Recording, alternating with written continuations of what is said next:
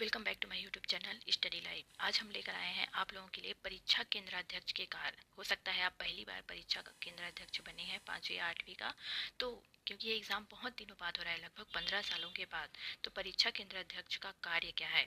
तो परीक्षा की पूर्व आवश्यक तैयारी आपको क्या करना है, परीक्षा केंद्र का अवलोकन, आपको वहाँ पे जाके देखना है कि वहाँ पर बैठक व्यवस्था, पेयजल, रोशनी वहाँ पे आ रही है कि नहीं आ रही है, कौन सा कमरा चुना गया है, और वहाँ पे बच्चे जो हैं, परीक्षार्थी जो हैं, वो अच्छे से बैठ सकते हैं कि नहीं बैठ सकते हैं, और ये सब आपको देखना है। परीक्षा संबंधी आवश्यक सामग्रियों की उपलब्धता, जैसे चपड़ा, मोमबत्ती, माचिस, धागा, प्रपत्र, सभी पंजी, लिफाफा, सील, आलपिन, फेविकोल, ये सभी सामग्रियाँ वहाँ पर है कि नहीं है, ये देखना है। पर्यवेक्षक संबंधी जानकारी, वहाँ पर पर्यवेक्षक है कि नहीं है। मान लीजिए वो एकल शिक्षकी शाला है, तो फिर कहीं से संकुल प्राचार्य को जानकारी देना है और वहाँ पर पर्यवेक्षक की व्यवस्था वो करेंगे। तो ये सब जानकारी आपको परीक्षा के पहले करना है। परीक्षा दिवस का कार्य क्या है, परीक्षा दिवस का कार्य ये है कि आपको 7:45 को संकुल केंद्र, आपका जो संकुल केंद्र है वहाँ पर आपको उपस्थित होना है, और वहाँ पर से आपको प्रश्न पत्र लेकर कम से कम 8:15 तक आपको अपने संकुल केंद्र पहुंचना है। संकुल केंद्र पहुंचने के बाद वहाँ जो सील बंद जो प्रश्न पत्र है उसको आपको खोलना है, और खोल के देखना है कि क्या उसी विषय का है जिस दिन का जो पेपर है। जैसे हिंदी है तो हिंदी का पेपर है, तो उस पैकेट में हिंदी का ही प्रश्न पत्र है या दूसरा है। अगर पता चलता है कि दूसरा प्रश्न पत्र है तो आपको उसको फिर से सील पैक करके संकुल प्राचार्य को या सीएससी को आपको जानकारी देनी है। उसके बाद आपको वो जो है आएंगे, उसको ले जाएंगे। आपको कहीं नहीं जाना है, आपको जाना नहीं है, वो आएंगे और उसको लेकर जाएंगे।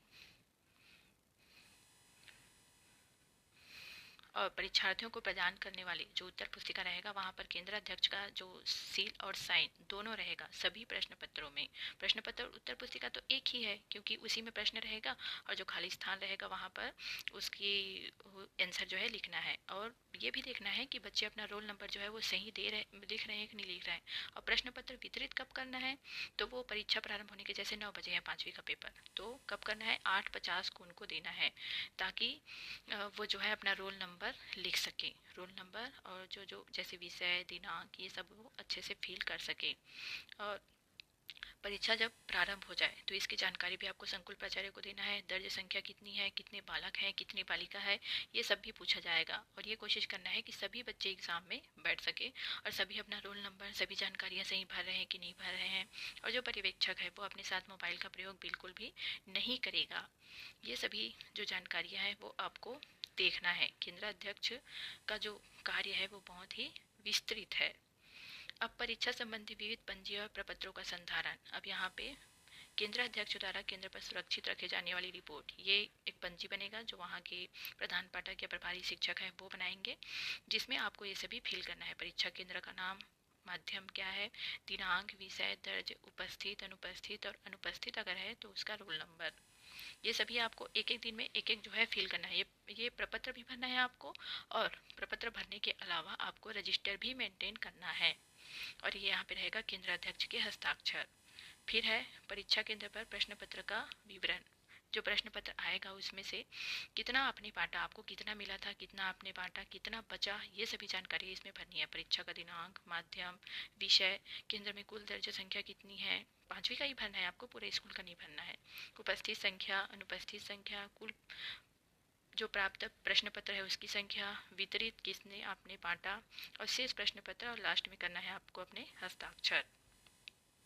उसके पश्चात है नॉमिनल रोल केंद्रीकृत परीक्षा। यहाँ पे संस्था का नाम लिखना है, संकुल केंद्र का नाम लिखना है, विकास खंड और जिला।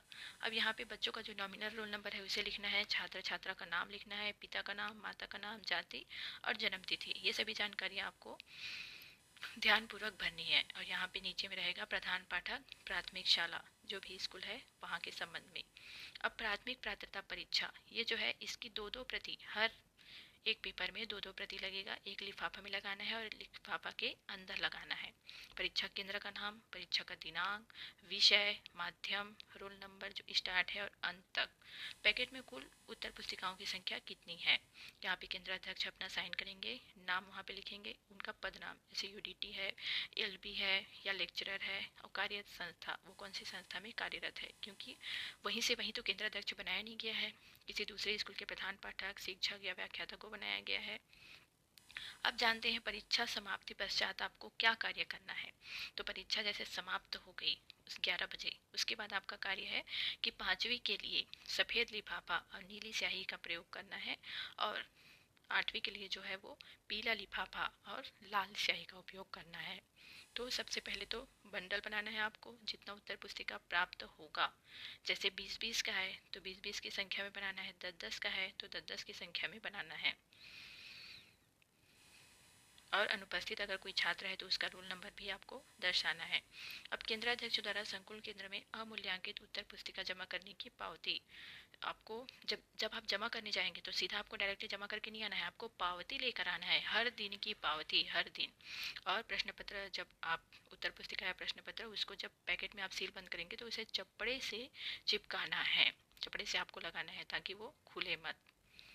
और ध्यानपूर्वक ले जाकर आपको संकुल केंद्र में जमा करना है। जमा करते समय संकुल प्राचार्य जो है आपको ये पावती देंगे, जिसमें परीक्षा का नाम रहेगा, परीक्षा केंद्र का क्रमांक रहेगा, परीक्षा केंद्र का नाम रहेगा, केंद्र क्रमांक जो अलॉट हुआ है, और परीक्षा केंद्र का नाम जिसमें आप केंद्राध्यक्ष बनकर गए हैं। दिनांक यहाँ पे लिखा रहेगा, व समय, विषय, उत्तर पुस्तिका की संख्या कितनी, अनुपस्थित संख्या कितनी, केंद्र में जमा करने वाले प्रभारी कौन है उनका नाम, और जमा करने वाले के हस्ताक्षर। ये जानकारियाँ जो है यहाँ पे संकुल प्राचार्य भरेंगे।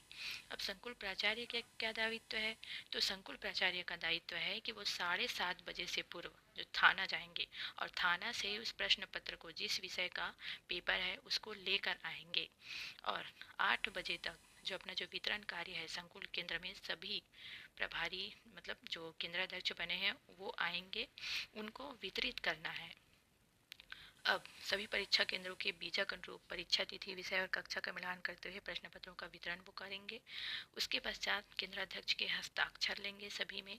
उसके पश्चात वो परीक्षा केंद्र रवाना होंगे। सभी जगह उनको भ्रमण करना है। वो प्रश्न पत्र वितरण करने के बाद उनका कार्य समाप्त नहीं होगा। वो जितने संकुल में जितने स्कूल है, चाहे वो जिस दिन प्राइमरी का पेपर रहेगा प्राइमरी में जाएंगे, जिस दिन मिडिल का पेपर रहेगा उस दिन मिडिल में जाएंगे। सभी परीक्षा केंद्रों में परीक्षा समय पर प्रारंभ होने तथा केंद्रवार उपस्थिति विवरण विकास खंड शिक्षा अधिकारी के कंट्रोल रूम में प्रति दिवस जानकारी उपलब्ध कराएंगे। कहाँ पर कितने परीक्षा केंद्र हैं, कितने दर्ज है, कितने पालक हैं, कितनी पालिका हैं, ये विकास खंड शिक्षा अधिकारी मतलब बीओ को सूचित करेंगे। अब परीक्षा केंद्रों में परीक्षा समाप्ति के बाद केंद्रवार अमूल्यांकित उत्तर पुस्तिका का संकलन प्रत्येक दिवस वो करेंगे। अब संकुलवार जितने भी प्राइमरी का, जैसे मान लीजिए 7 स्कूल आते हैं एक में, अभी तो कम हो गया है, जैसे पाँच ही रहता है, 5 या 3, तो अगर मान लीजिए 7 है, 7 प्राइमरी स्कूल है, तो वो सातों स्कूल का एक पैकेट, मतलब अलग अलग पैकेट है, उसको पूरा एक में तैयार करेंगे। उसके बाद उसको वो कपड़े में भरेंगे, और 2 दिवस के पश्चात, जैसे 5वीं और 8वीं का हो गया तो 17 को 5वीं का है, 8वीं को 18 का है, उसके पश्चात वो दोनों पेपर को ले जाकर बीओ में जमा करेंगे। और इसी बीच में वो परीक्षा के संबंध में तैयारी और उड़न दस्ता की व्यवस्था भी संकुल स्तर पर निरीक्षण के लिए किया गया है।